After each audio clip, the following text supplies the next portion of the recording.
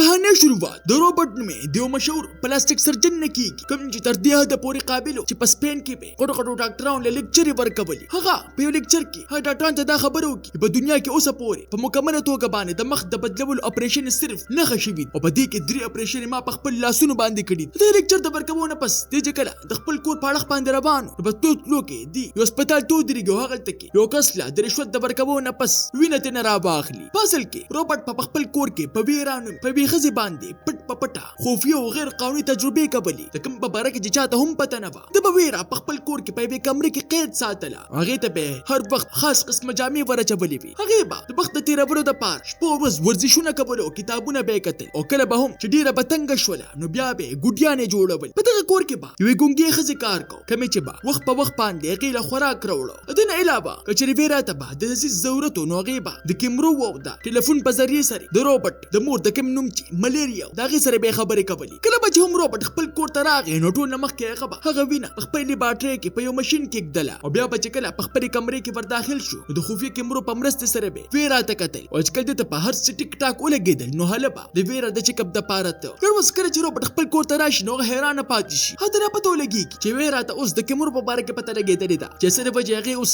د کیمرې نه مخ اړولی و بل طرف ته یې کتاب کته. هغه په دې وخت کې تر دې حده پورې تنګه شوې وه چې هغې د کتابونو په ذریعې سره خپل وجود زخمي کړو. چې دې هر څه په لیدو سره روبوټ د مغز سره هغه اپریشن تیټر ته راولي او د هغې د علاج په کولو باندې شروع واچوي. هغه روبوټ ته دا خبره وکړي زه په هغې دې قید نه تنګه شوی یم د دې نه خو زما مرګ ښه دی. چې دې په اورېدو سره د روبوټ ذهن ته یو خیال راشي وي که چېرې دی واقعي خپل ځان وژل غوښتل نو په کار خو دا وه چې ځان له مرۍ وینې کړې وه ملې ولې ځان له وینې کړې ده. د دې نه پس روبوټ خپله نوې تجربه شروع کړي. ده په یوې داسې تجربې باندې کار شروع کړو په کومې کې چې به ده د انسان دپاره مصنوعي سرمن جوړوله او دغه سرمن د جوړولو دپاره د ده دپاره د ځناورو د وینې ضرورت و. په یو څو ورځو کې دی دغه سرمن په جوړولو کې کامیاب شي او هغه سرمن تر دې حده پورې مضبوطه وه چې په هغې باندې به نه د ماشي ټک اثر کو او نه اور به سوځولې شوه. هغه اوس د ویره نازکه سرمن په هغه کلکې سرمنه کې بدلېږي. په دې خبره باندې به اوس د ځان د سره هم نشي وینې کول خو په دې سره ویره سخته خفه شي. اوس ورځې پس روبوټ د خپل ایجاد نورو ساینسدانانو ته پیش کړي چې په هغه ځای کې دې دا خبره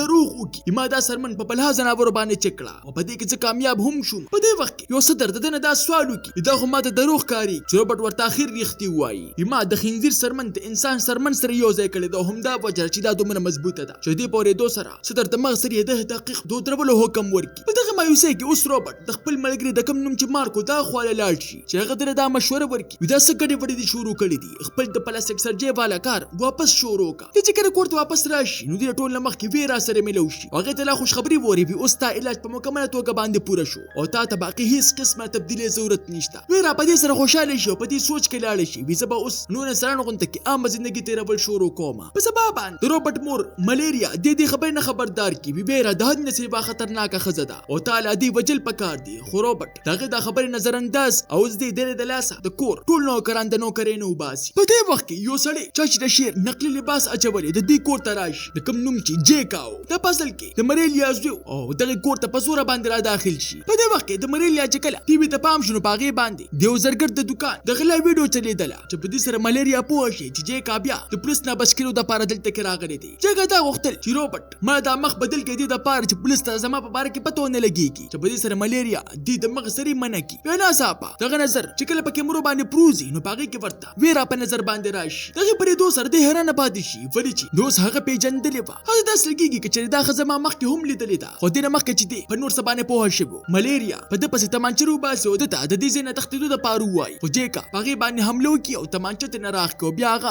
کلکه وتړي. اوس هغه په ویره پسې د هغې کمرې ته ور روان شي خو دغه ځای ورته بند میلو شي. خو بیا دې د خپلې مور خواله راشي او د هغې نه د چابي په باره کې سوالونه شروع کړي او چې کله هغه ورله چابي ورکړي او دې پې ورکولو نو ویره د خپل حفاظت دپاره هغې ورله لته ورکړي. دا د ځان د بچ کولو ښه پوره کوشش کوي خو چونکې هغه د حد نه سیوا طاقت پر و دې د وجې اخر هغې راقاب وکړي. په دې وخت کې روبوټ په خپله باندې هم کور ته راورسېږي چې سکیورټي کیمرو په ذریعې سره هغه ته هر څه په نظر راشي. ډېره غوسې د لاسه هغه تمانچه روباسي او چې کله هغه هغې کمرې ته ورشي نو جیکا نه ډس پورته کړي. ملیریا دې په لیدو سره سخته خفه شي چې کاش د ده په ځای باندې زما نه ډس پورته کړی و. اوس روبوټ چې کله د جیکا لاش خښ نو بل خوا مریلیا ویرا ته یو غټ راسکولو وکړي جیکا او روبوټ دواړه زما بچي خو یو د یو پلاره پیدا شوي دی او بل د بل پلار. ویرا دې په اورېدو سره حیرانه پاتې شي او دې سړي د هغې نه ده تپوس هم وکړي جیکا څنګه دا خبره کوله چې هغه ما پېژني چې په دې سره ملیریا ورته دا خبره وکړي ته بالکل د روبوټ د مړې ښځې غونته کې ښکارېږي. اوس اوس موږ ته یو ډېر عجیب حقیقت په باره کې پته ولګېږي. د روبرټ چې کومه ښځه وفات شوې وه د هغې مخ په یوې حادثه کې ډېر په بدې طریقې سره سوځېدلی و، چې کله هغې یو ورځ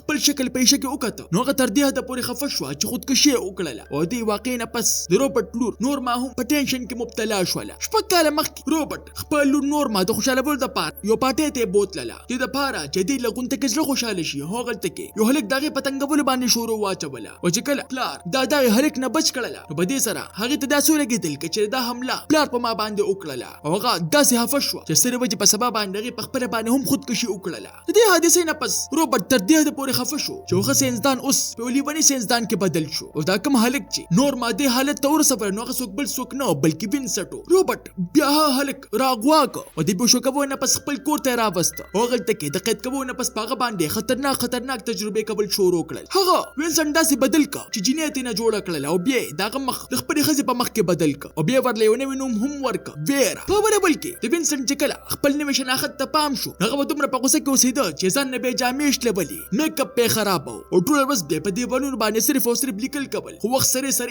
هغه دومره مجبور شو چې په دې حال باندې خاموشي اختیار کړه. اوس هغه به لکه د قیدیانو غوندې کې زندګي تېروله. وخت سره ویرا اوس دومره عادته شي چې ورځ د ملیریا سره د شاپینګ دپاره لاړه شي، چې په دې وخت کې د روبرټ یو ملګری هم هغلته کې راشي، کوم ته چې یو اخبار میلو شوی په کوم کې چې د وینسټ د لاپته کېدو خبر خور و، او هغه ویلسن دې د وجې پیژنده ولې چې هغه د اپریشن نه مخکې دی لیدلی. ویرا هم هغه وپېژني، اوس هغه روبرټ له دمکي ورکول شروع چې په دې سره ویرا هغلته کې راشي او هغه په دې خبره باندې دې ځای نه ولیکي. ما په خپله باندې په ځان کې تبدیلې په خپلې مرضۍ باندې کړي. په دغه شپه باندې ویرا چې کله د روبرټ ښه ته یقین پوخ کړي چې زه اوس چېرته هم د تښتېدو واله نه یم، نو یو ورځ هغه چې کله د اوبو په بانه باندې بار ته لاړه شي دغه طرف ځان سره تمانچه هم راوړي، او په دې خبره باندې د روبرټ نه ډز پورته کړي، تا خو زما زندګي تباه کړه. په سبا باندې وینسټ د خپلې مور دکان ته لاړ شي، هلته کې مور ته ټولې هغه خبرې وکړي کومې چې صرف ده ته پته وي، چې په دې سره د مور حیرانه هم شي، خو دې سره اخر دغه د یقین پیدا شي چې ما ته مخامخ ولاړه دا جینۍ په اصل کې زما زوی وینسټ دی. تاسو ته دا نننۍ کهاني څنګه ولګېده؟ ما ته خپله قیمتي رایې په کمنټ کې